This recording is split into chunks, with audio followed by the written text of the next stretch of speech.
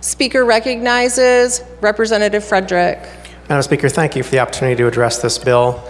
As we look at these issues and talk about one-time money or federal money, I think it should be central to our minds what this really represents. The funding that we allocate represents the debt of the federal government, which is our problem. Even if we push it off, it's our problem. And it represents our children and our grandchildren's inheritance. Those sobering realities should really refine the things that we look at as far as investments of this one-time money. And to me, there's no better area than honoring the promise of retirement security for our retirees as a consideration of what we prioritize. Keeping in mind that these county, local governments are political subdivisions of the state, their problems too become our problems eventually.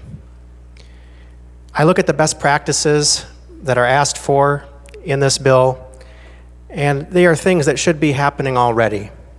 And if they're not happening, I don't think it's a reasonable statement on the part of these plan administrators that they can commit to the outcomes that they're in effect promising our employees. These things need to happen to sustain these plans. These conversations at the local level, they're difficult. They require leadership.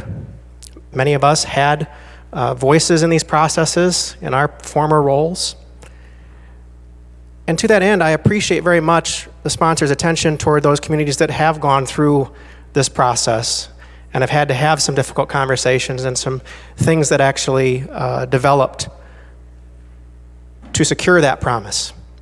I appreciate that that's acknowledged here and that there's additional funding provided for those communities in that band.